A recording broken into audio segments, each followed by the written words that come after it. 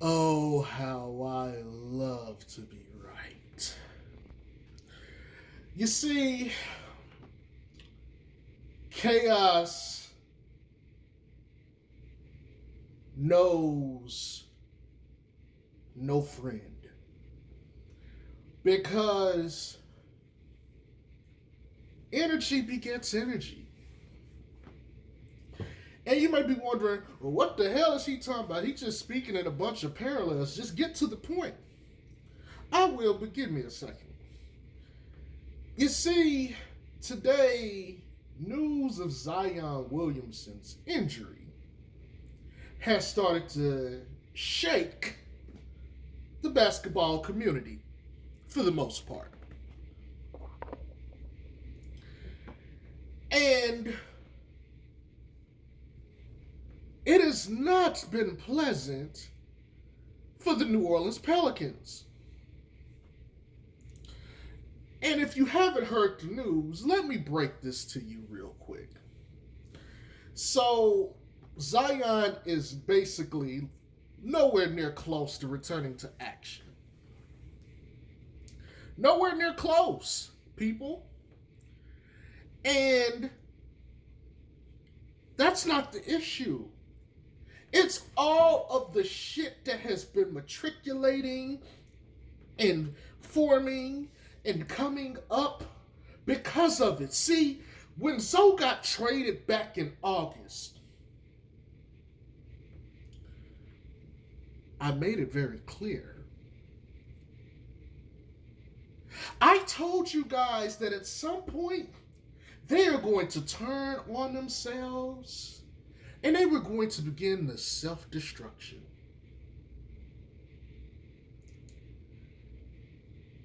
Now, I didn't know when, I didn't know where, nor did I know how soon it would happen. And here we are today, and I come bearing news. See, once that news hit, the entire Pels fan base went into an uproar. There was even a Spaces today that had Antonio Daniels, and he was preaching the gospel. But he wasn't preaching to just anyone. He was preaching to the Pels fans. Because you got people who were sitting in on the Spaces, and they were defeated, and they had given up, they had lost faith because this news just sucked the life out of them. Well, how do you expect me to be happy when I've been through Chris Paul and AD, and it's inevitable Zion is gonna leave us? How do you expect me to?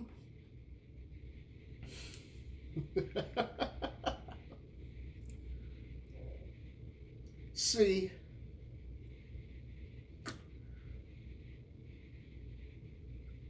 you want to know what's wrong? You want to know what's wrong? I'm not going to call the Pelicans a poverty franchise because that would be too easy. That would be entirely too easy. I'm not going to call the Pelicans a poverty franchise. I'm just going to say you are who we thought you were. See, here's the thing. Lonzo's not there anymore. Who do you turn to? Y'all remember that song? I think it was by SWV back in the day. Who do I run to when I need love? See, y'all need love right now. Who can y'all run to? Because, see, all you had at one point, it was easy for the entire fan base to gang up on Zoe. Very easy. Zoe never did anything to the Pelicans. Consummate professional, showed up to play, did the best he could given the circumstances. Hey, he did everything he could. And he left. But who can they run to? Who can you turn on? You got Zion and Brandon Ingram and Valanciunas, and you got your new coach in Green. Who can you run to? Because Griff sold you a dream. Sold you a dream. And we tried to tell y'all what was coming. We tried to preach to y'all and let y'all know what was in store for you if you stayed on the ship. Because now it is Zoe them Zoe fans. Right? But now Zoe ain't there. And you still got the same shit going on. But it's Zoe, ain't it?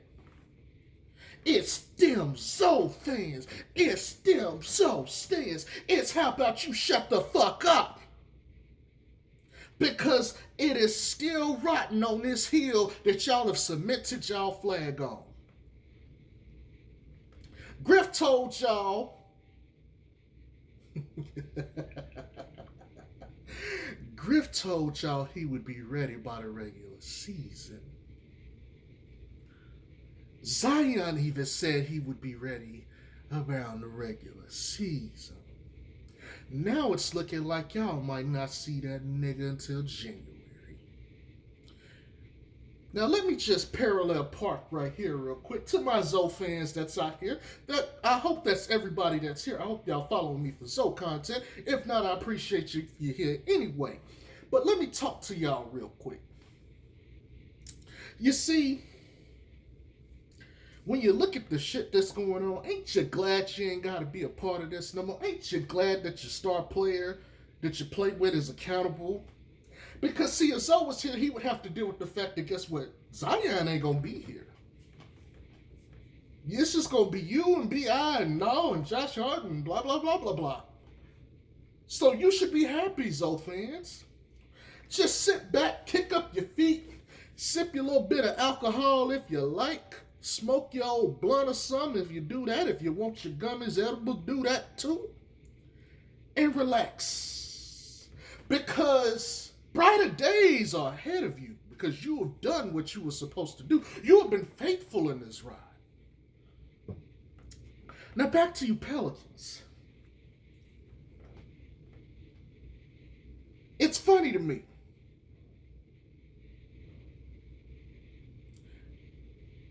All of this shit around Zoe, and your ship's still sinking. How is he still even being mentioned, and he's not even a part of y'all fan base anymore? Y'all wanted him gone, and he gone, and now it seems like you want him back. Why, Pelicans? Why? Y'all can figure that out. Let's not talk about that anymore, though. Let's talk about something I saw that prompted me to have to make this video. See, I'm not going to list the two writers or reporters, but if you get on Twitter, there is one reporter who quote tweeted another reporter. And basically it's like, y'all are out of your fucking mind. Y'all are taking too much. Like, they going back and forth with each other on Twitter. See, the beat writers, the Pelicans reporters, now they have no one else to turn to but themselves. Because frustration is starting to mount. It is becoming frustrating for them. And without Lonzo Ball here now, the frustration is coming from your star player. Your culture setter. The guy you drafted #1 overall.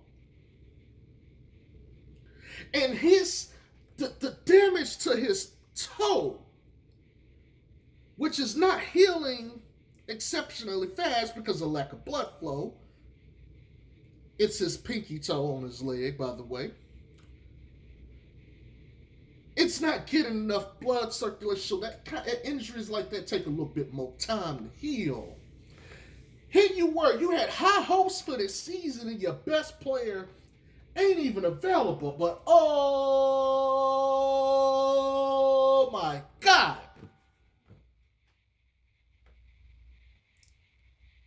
Y'all got to deal with this. And oh, by the way, there was some pictures circulating and making its way and it found its way to me today. And you want to know what the pictures were? It was a picture of Zion in 2019 and Zion now. And let me just say, I ain't forgot that when Zion got drafted, everybody was saying he needed to lose weight.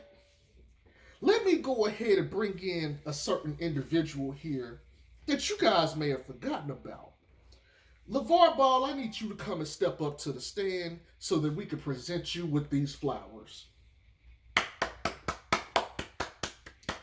Because I was with LeVar when he said this. I was already thinking it before he said it, but me and him was thinking the exact same way. Let me tell you why. Because when Zion got drafted, every motherfucker out there was like, oh, he needs to lose weight. He needs to drop 30 pounds. He needs to do this. LeVar said, let that boy play at his playing weight. That's the way he's always played. That's the way he's played at. And that's where a lot of his strength comes from, is the fact that he's so big. Let him stay at that weight. That is my exact sentiments. 285, if that's his weight, that's where he needs to be. He don't need to be 250. That's 30 less pounds being blown into people, knocking him back. He don't need to take that weight off. He won't be the same player. He'll be different. Now people, Zion is clearly over 300 pounds, and he looks way bigger, less in shape than he did in 2019.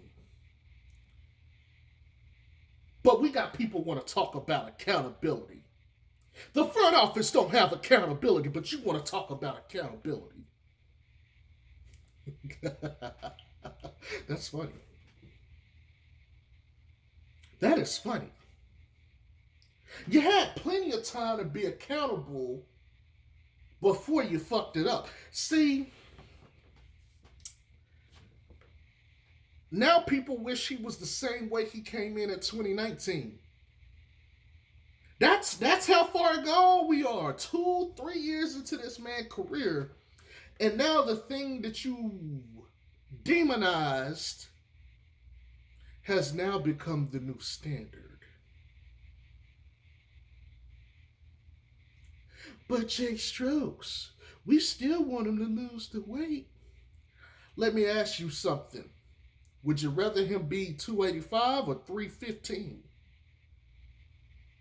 Smart ass is going to be like, I'd rather him not be fat as fuck. I guarantee you they won't say it to his fucking face. Because if Zion go out there, he put up 28 and 8 on 65% shooting. Are y'all going to be mad at the motherfucker? No.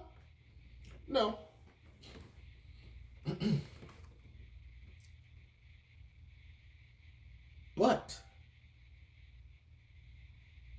you still got to hold this L to your chest. See, we and the niggas here at Lonzo Fan Incorporated, we already warned y'all about Griff. We already told y'all what was coming. Now, there's different segments of the Zoe fandom. I happen to be my own space. And I'll even admit that I had to get some time in the game and eventually come and agree with them about Stan Van Gundy. I'm not saying I'm right about everything. Clearly I'm not. But when it comes to this kind of shit, I know what the fuck I'm talking about. Let me go ahead and turn on my crystal ball so that I can give you guys a prediction. Give me a moment.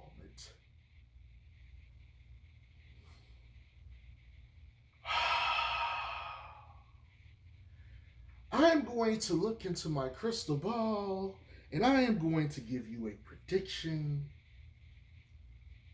the likes you have never seen before. It is here today, this 14th day of October. My prediction is the following.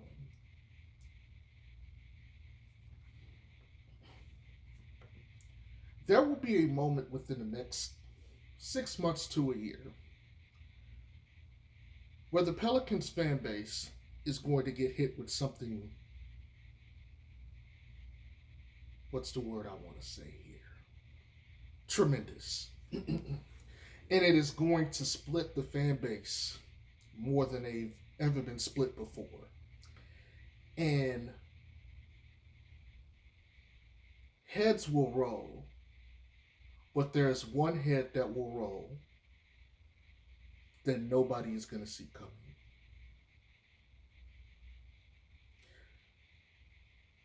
Log this in your phones, people.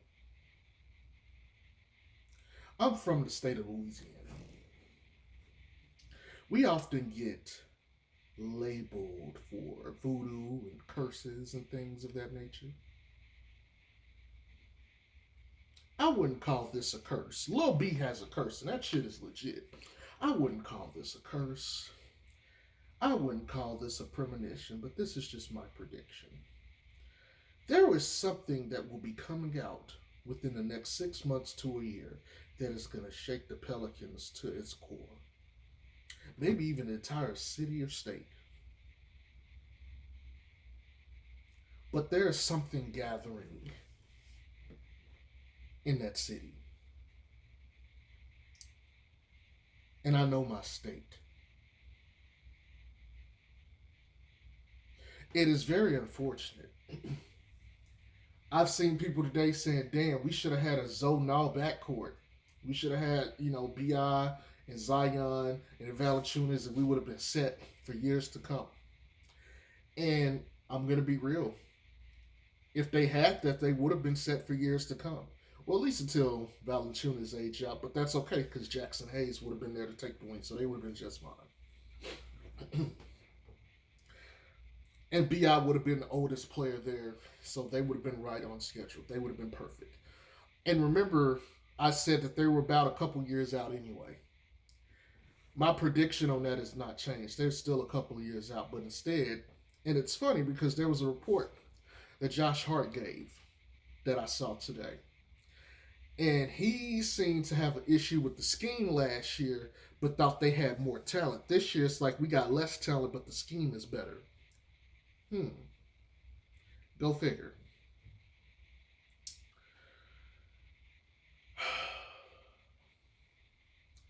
Pelicans.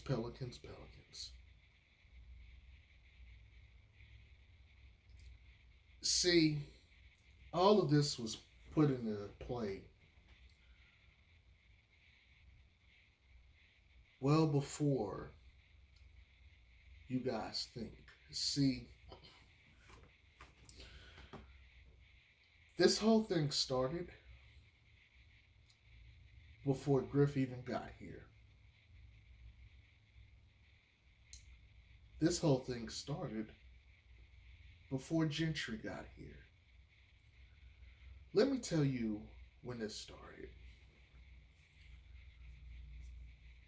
This started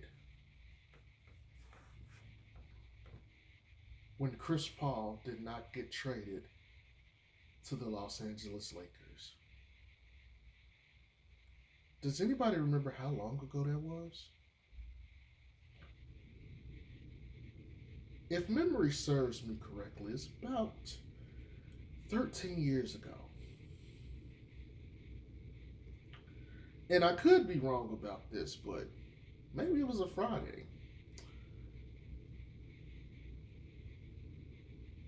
Wait, did I say 15? I think I said that wrong. It should be 13. And I think it was a Friday. If it's not a Friday, forgive me. But a 13 years and a Friday.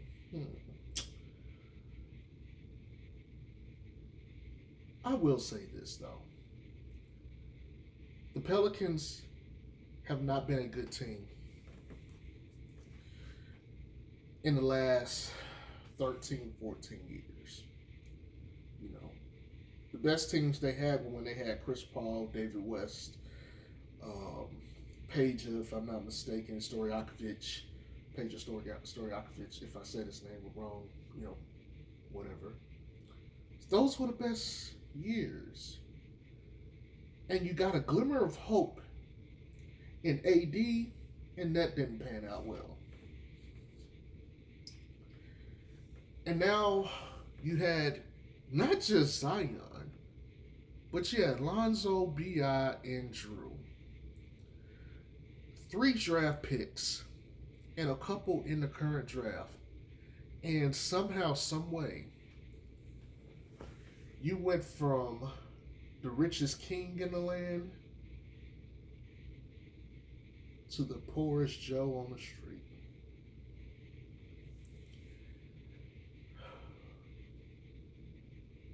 Shame on you, Pelicans. I guess it's true what they say. You don't ever miss a good thing until it's gone. And it's one thing that you lost, so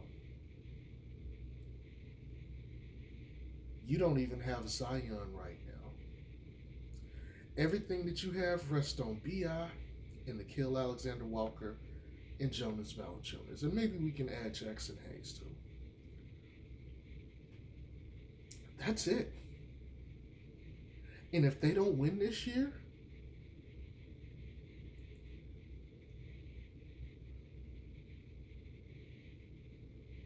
well, let's not think about that. Because I think you've had enough for one day. This has been your boy Jay Strokes. Y'all have a good one. Peace.